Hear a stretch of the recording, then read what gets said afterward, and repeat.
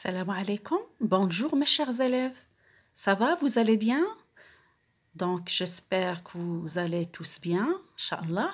Donc aujourd'hui, on va aborder la capsule 9. C'est votre prof, Madame Hana, qui vous aime très très fort. Donc le but de cette capsule, Inch'Allah, c'est le suivant. On va faire la correction des exercices 1, 4, 5 et 9. Bien sûr, concernant la leçon de la résistance électrique, ou bien on peut l'appeler aussi le conducteur ohmique. On travaille avec le manuel qui s'appelle Univers. Je rappelle que c'est le niveau première année collégiale. D'accord? Donc, on va commencer le premier exercice ensemble là. Donc, suivez avec moi s'il vous plaît là. Donc, pour compléter ces phrases, on a besoin de cette carte mentale que je vous ai demandé d'écrire sur votre cahier technique. Elle est très très intéressante, cette carte mentale. Donc, vous devez absolument l'utiliser tout le temps. D'accord? Donc, pour être rapide et pour ne pas tarder, qu'est-ce qu'on va faire? On va remplir, bon, c'est déjà fait pour ne pas perdre le temps. L'unité de la résistance électrique est ohm de symbole oméga. Donc, c'est déjà noté là. Voilà.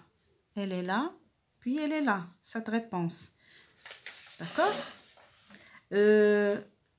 On a déjà vu cette information. C'est la suivante. Le conducteur ohmique, il est caractérisé par une résistance R. Plus la résistance est grande, plus l'intensité du courant électrique qui traverse cette résistance, cette intensité est petite. D'accord? Et plus la résistance d'un conducteur ohmique est petite, plus l'intensité du courant électrique qui traverse cette résistance est grande. Donc, c'est une information très, très importante que vous devez absolument la garder dans vos mémoires. D'accord? Donc, je continue. Là, plus la résistance est grande, plus l'intensité du courant est petite. Plus l'intensité de courant est grande, plus la résistance est petite. Pour mesurer la résistance d'un dipôle, c'est-à-dire il s'agit là d'un conducteur ohmique, on utilise un ohmmètre. Voilà l'information, elle est là. Elle est là l'information, l'ohmmètre. D'accord? Je continue. D'accord? On utilise le code des couleurs pour déterminer la résistance d'un conducteur ohmique. Donc, je vais poster ça, Inch'Allah, dans notre groupe Facebook pour recopier ça sur vos cahiers. On passe à la question, bien à l'exercice 5. D'accord? Donc, je passe à l'exercice 5. J'essaie de déplacer mon livre. Comme ça. Donc, voilà. Et on continue, mes chers élèves. On va continuer ensemble. Ici, c'est le 4, je pense. Ah, le 4. Le 4, il est là. Donc, ici. Mais ce n'est pas le 5, pas encore. Il faut d'abord corriger le 4. D'accord? On va utiliser les codes couleurs encore une fois. Utilisation du code des couleurs. On va bien sûr utiliser cette phrase magique. D'accord? Elle va nous aider, Inch'Allah, pour 4.1. D'accord? Donc, suivez avec moi, s'il vous plaît. Donc, là, j'ai... Donc, la question est la suivante. Utilisation du code de couleur. Donc, c'est l'exercice 4. Et exactement, c'est la question 4.1. D'accord? Déterminer les valeurs des résistances des conducteurs ohmiques suivants. Donc, on va utiliser bien évidemment les codes de couleur ou bien le code des couleurs. On va écrire comme ça, R1 égale. On va chercher dans notre belle phrase magique le rouge, le chiffre qui lui correspond. C'est-à-dire le rouge, il est là, R. je cherche le R. R, c'est le rouge, c'est le 2. Donc, je vais écrire 2. D'accord? On va écrire là 2 d'abord. Ça, c'est le premier chiffre. Pour le deuxième chiffre, je vois que c'est un marron. Et le marron correspond au chiffre 1. Donc, j'écris le 1. Puis après, qu'est-ce qu'il y a? Il y a le marron aussi. Donc, il y a le marron. Le troisième anneau indique le nombre de zéros qu'il faut écrire là. Donc, le marron correspond à 1. Donc, je dois écrire un seul zéro. C'est clair? 210 ohms. Je passe à R2. Il y a le vert. Le vert, il correspond au 5. Il y a le jaune qui correspond au 4. Et il y a enfin le bleu qui correspond au 6. Donc, je dois mettre là à la fin 6 zéros. D'accord? 1, 2, 3 et 4, 5, 6. C'est 54 millions ohms. D'accord? Il y a 6 zéros. Je passe. R3. R3, il y a je pense, c'est le marron. Ça commence avec le marron, si je ne me trompe pas. C'est un marron qui correspond au 1. Puis, il y a le noir. D'accord? Un noir là. Il correspond au 0 comme vous voyez là. Et il y a le jaune. Quand vous voyez, le jaune correspond, je pense, à 4 zéros. Oui. Donc, il faut mettre là. Donc, c'est le 4. Donc, il faut mettre 4 zéros. C'est 10 000 ohms. C'est clair, mes chers élèves? Je passe à la question 4.2. D'accord? Pour la question 4.2, il s'agit du même scénario. Ne vous intéressez pas à ces termes-là. Ce n'est pas à votre niveau. En première année, ce n'est pas la peine de comprendre ça, ces termes-là. Il faut se concentrer seulement sur les 3 premières couleurs des anneaux du conducteur ohmique. D'accord? On passe à R4. Il y a le rouge qui correspond au 2. D'accord? Il y a le noir qui correspond au 0. C'est le deuxième chiffre. Et enfin, il y a le jaune qui correspond à 4. Donc, il faut poser 4 0. 1, 2, 3, 4, 0. Ça, c'est pour R4. Je passe à R5. Donc, ne vous affolez pas encore une fois avec ces termes-là. R5, j'ai le vert. Rapidement, le vert, c'est 5. D'accord? Puis après, il y a le bleu. Le bleu, il est là. Le bleu, où est-il le bleu? 6. Je pose le 6. L'orange. Donc, le nombre de zéros, je cherche l'orange, il y a 3 zéros. Ça, c'est pour R5. Je passe rapidement à R6. D'accord? Donc, pour R6, mes chers élèves, il y a le marron, c'est le 1. Quoi d'autre? Il y a le violet. Le violet, c'est 7. Et il y a enfin le noir. Le troisième anneau indique le nombre de zéros. Le noir correspond à 0, c'est-à-dire il y a 0, 0. Vous comprenez? 0, 0, c'est-à-dire rien. Il n'y a rien. C'est quoi 0? C'est-à-dire rien. 0, c'est rien. Rien, on ne pose rien. C'est un truc là, il faut faire très attention à ça. Donc, c'est 17 ans. Donc, on a terminé, je pense. Il y a R4.3. On va passer à 4.3, mes chers élèves. 4.3. On applique la même tension, c'est-à-dire U, la tension U, aux bornes de chacun des résistors ou bien résistances R1, R2, R3. D'accord? R1, R2 et R3. Lequel des 3 résistances est traversé par le courant d'intensité la plus grande? Justifiez votre réponse. Eh bien, notre justification est toujours avec cette belle information. Donc, je vais chercher, si je cherche le courant d'intensité la plus grande, il faut chercher la résistance ou bien le conducteur ohmique qui a la plus petite valeur de résistance. D'accord? Donc, si je cherche un I, c'est-à-dire une intensité du courant la plus grande, je cherche la résistance du conducteur ohmique la plus petite. Donc, dans ces trois résistances, la plus petite, c'est celle-là. D'accord? Pourquoi? Donc, j'écris R1 égale 210 ohms. Pourquoi? Pour justifier, je dis car plus R diminue, plus I augmente. D'accord? C'est comme ça qu'on va justifier. Je vais passer à quoi? À la question suivante. Ou bien à l'exercice 5. Dans l'exercice 5, on va choisir le bon calibre.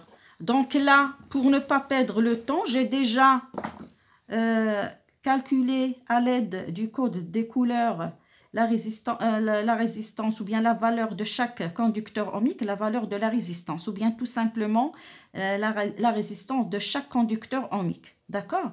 Donc grâce ou bien à l'aide de quoi? Du code des couleurs. Et il faut bien fixer les idées là. Quel est le but de cet exercice? C'est de déterminer le bon calibre qui peut donner un résultat plus précis quand on veut mesurer ces résistances à l'aide d'un ohmmètre. Tout d'abord, il faut bien observer cette zone-là contenant ce symbole. Il y a, comme vous voyez là, 4 calibres. Il y a le plus gros calibre, c'est le 2 mégaohms. Puis après, c'est 200 kiloohms. Et puis, c'est le 20 kiloohms, 2 kiloohms et 200 ohms. Je pense que c'est clair. Vous devez voir ça sur votre livre ou bien sur votre manuel. On s'intéresse à cette zone-là et contenant le oméga parce que ce multimètre on va l'utiliser en mode ohmmètre. Donc, il faut placer le sélecteur dans cette zone-là. Et on va chercher le calibre le plus adéquat. Donc, je pense que c'est clair là. J'essaye d'approcher cette photo-là ou bien cette image-là vers la caméra de mon portable. Puis, je vais recopier tous ces données. Je vais les recopier. Je l'ai déjà fait. D'accord? Ici. Suivez avec moi, mes chers élèves. Donc, voilà. C'est l'exercice 5, comme vous voyez. Donc, pour les calibres, je les ai recopiés. 2 kilos. J'ai oublié de noter un autre calibre. De 200 oméga.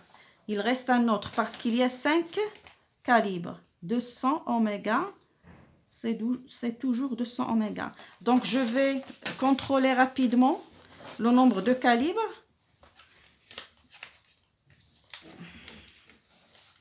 Donc, suivez avec moi. Il y a 1, 2, 3, 4, 5 calibres. Donc, j'ai recopié les calibres là par ordre. Ça, c'est le plus gros calibre. Puis, 200 ohms, c'est le plus petit calibre. 1, 2, 3, 4, 5. J'ai 5 calibres. D'accord? Donc, qu'est-ce que j'ai fait avant de filmer pour ne pas tarder? Donc, j'ai tracé un tableau contenant les différentes valeurs des résistances. D'accord? Et maintenant, on va chercher le calibre, le bon calibre pour la mesure de chaque résistance. Et voilà les calibres. Donc, je dois choisir un parmi ces 2 calibres et le mettre là, ou bien le noter ici. D'accord? Donc, comment on va faire? Donc, le calibre dans les travaux pratiques, le choix du calibre se fait de cette façon. Il doit être juste supérieur à la valeur de cette résistance. Juste supérieur. C'est-à-dire, il ne doit pas être plus petit que cette valeur. Donc, il faut faire une comparaison. Ni trop grand ou bien gros. D'accord? Il faut qu'il soit le plus grand, juste le plus grand. Donc, on doit faire une comparaison. Toutes ces résistances sont en ohms. D'accord? Donc là, j'ai tout converti. Ces valeurs, je les ai converties en ohms.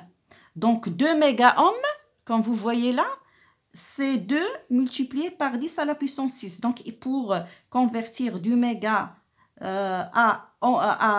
du méga-ohm au ohm, ou bien à l'ohm, tout simplement, il faut ajouter 6 zéros. 1, 2, 3, 4, 5, 6. D'accord?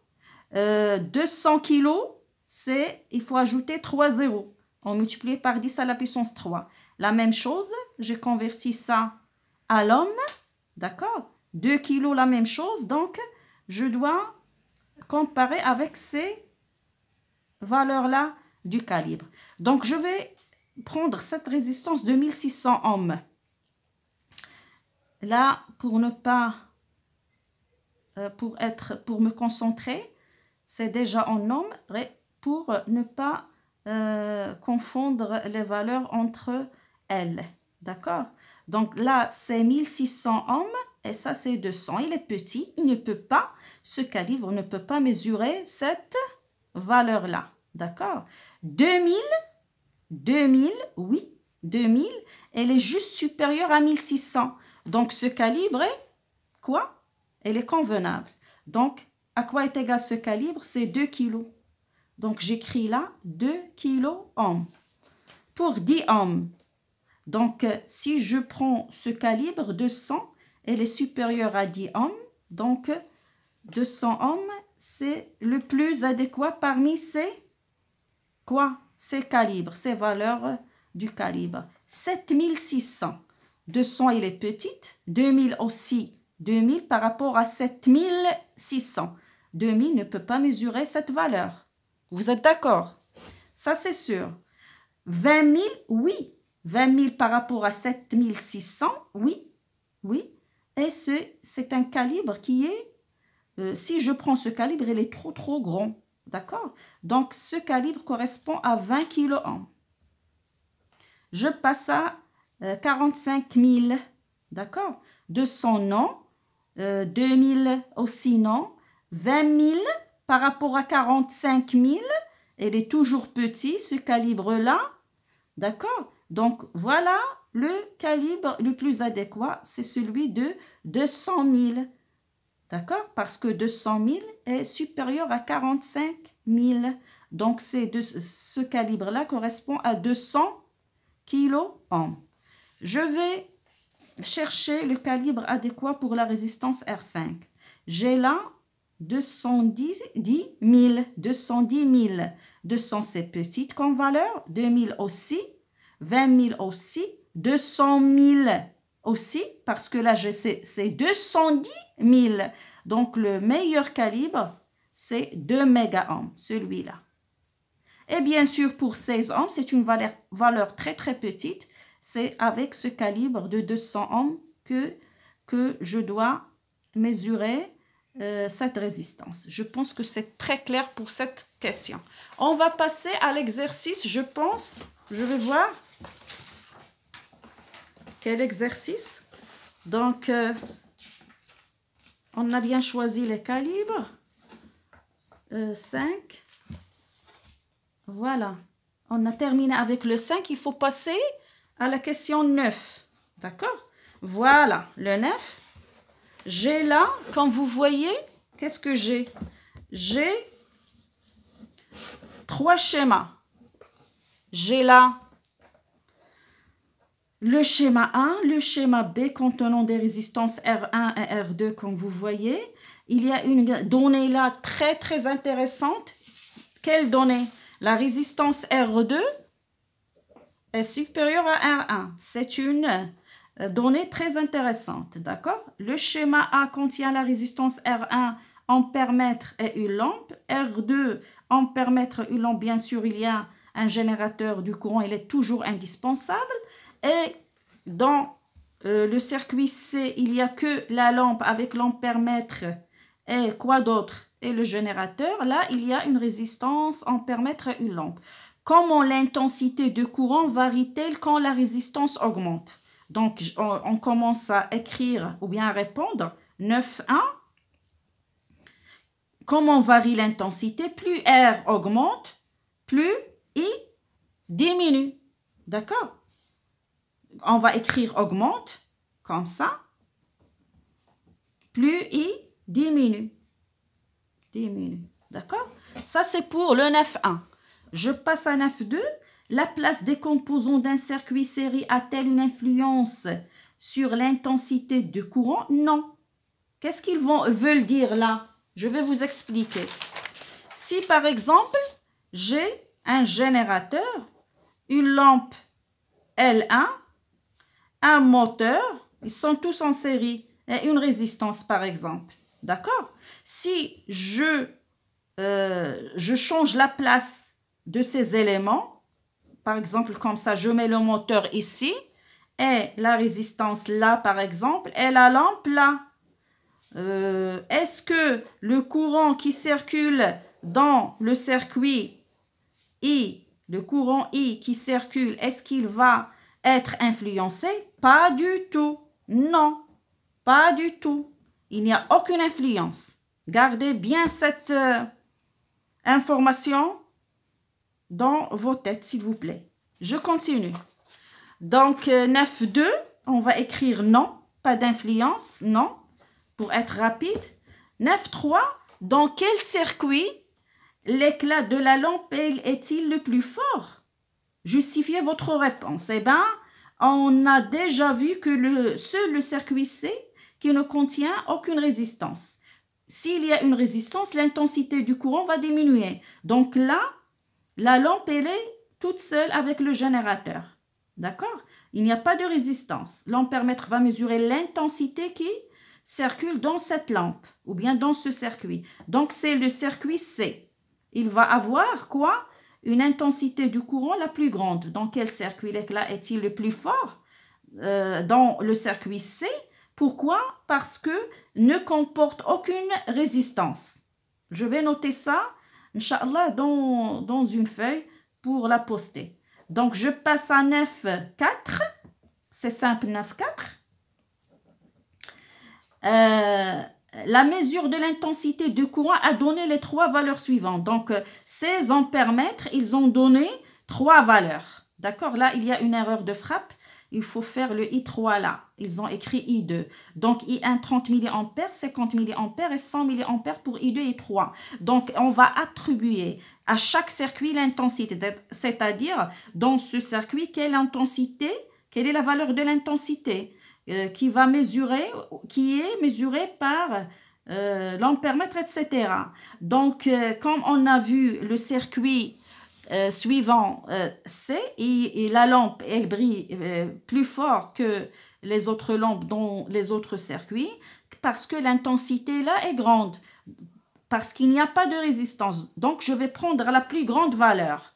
Donc, I3 égale à 100 mA, ça doit être là, dans ce circuit-là, car c'est lui qui a la plus grande valeur d'intensité. Qu'est-ce qu'il me reste? Le 30 et le 50. Donc, je vais me baser sur cette information qui dit que R2, celle-là, voilà, R2 est supérieur à R1. Vous êtes d'accord? Si R2 est supérieur à R1, c'est-à-dire le courant qui circule dans le circuit contenant la résistance R2, d'accord, est inférieur au courant qui circule ou dans le circuit contenant la résistance R1. Donc, le courant qui reste le plus grand, c'est celui qui circule dans le circuit contenant la résistance R1. Donc là, j'ai le 50 et le 30. Donc, le 50 doit être dans la résistance contenant R1. D'accord? J'ai bien expliqué, je pense. Donc, dans ce circuit-là, il y a une résistance R1 qui est inférieure à R2. Donc, le courant qui va se déplacer là, il aura une intensité plus grande que celui ou bien celle, l'intensité du courant qui circule dans dans le circuit contenant la résistance R2. Donc, il reste le 30 mA. Je dois le mettre dans ce circuit contenant R2. D'accord? Donc A, il contient dans A, il y a un courant d'intensité 50 mA, B 30 mA. On a vu C 100 mA, d'accord? Et bien sûr là dans le circuit D, il y a la résistance R1. Tout simplement, on a changé la place par rapport au circuit, celui-là. Le circuit, je pense, B. Non, le circuit A. D'accord? Le circuit A, avec une résistance R1, un ampèremètre, une lampe et les mêmes éléments, il a un courant d'intensité 50 mA. D'accord? Donc, les mêmes éléments, tout simplement, puisqu'ils sont en série, ces éléments, donc ce circuit va garder la même intensité du courant électrique qui traverse, bien sûr, qui circule dans ce circuit. Vous avez bien compris. Donc, je vais écrire là 50 mA. On a terminé, mes chers élèves. Donc, on va se retrouver très, très bientôt. Merci beaucoup. Vous êtes toujours en ligne. Vous suivez avec moi les leçons et les exercices. Je vous aime très, très fort et à très, très bientôt.